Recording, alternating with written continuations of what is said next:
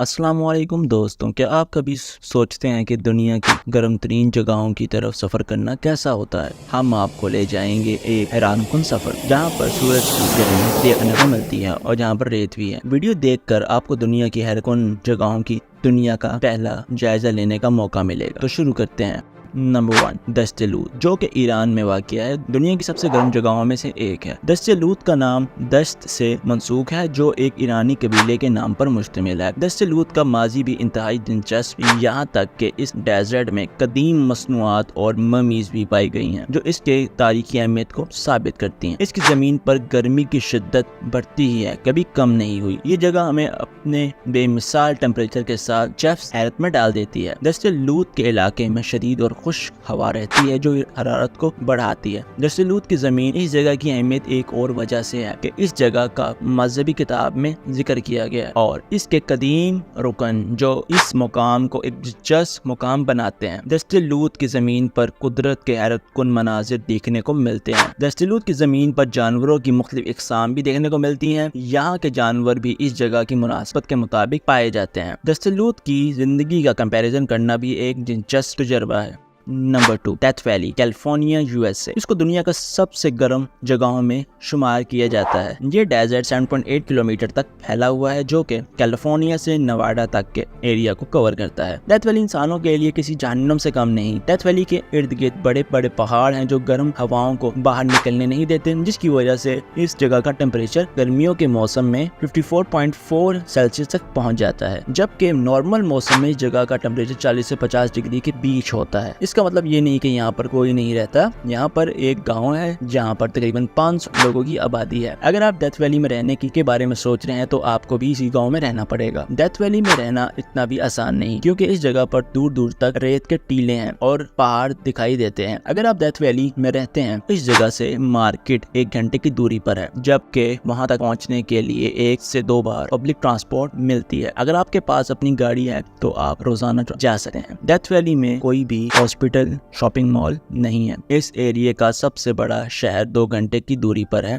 Death valley के पहाड़ों के अंदर गर्म पानी होता है, जिसमें कभी मछली भी दिखाई दे जाती है। एक नॉर्मल इंसान का जिस्म 41 सेल्सियस तक बर्दाश्त कर सकता है। इससे ज्यादा टेम्परेचर इंसान की हालत खराब करने लगता है। तो क्या आप इस जगह पर रहना पसंद करेंगे?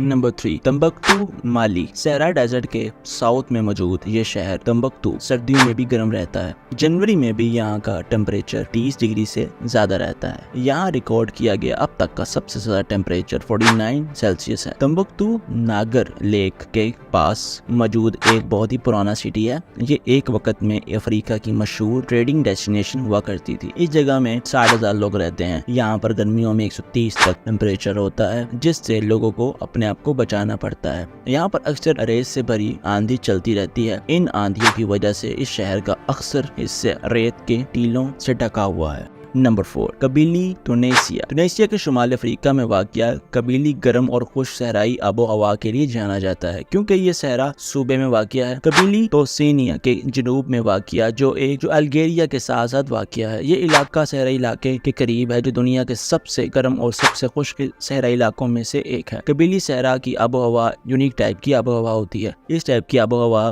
की खुसूसियात भी होती हैं। ये specially BWM means clam classification के मुताबिक गर्म मौसम के दौरान बहुत ज्यादा टेम्परेचर एक्सपीरियंस करवाती है, मतलब कि इससे ज्यादा टेम्परेचर में इजाफा होता है। कबीली को पूरे साल भर में सबसे ज्यादा धूप मिलती है, जिसकी वजह से गर्मी की शिद्दत में इजाफा होता है, जो गर्मी को मजीद बढ़ा देता है। यहाँ आसमान सिर्फ साफ होता है और सूरज की रोशनी की वजह से गर्म की शिद्दत में इजाफा होता है, और ये सहरा की खसूसियात और हदूद बारिश की बिना पर जाना जाता है। कबीली में गर्मी के मौसम में बहुत कम बारिश मिलती है। हवाओं में नमी की कमी की बिना पर दर्जा हरारत बढ़ा देती है।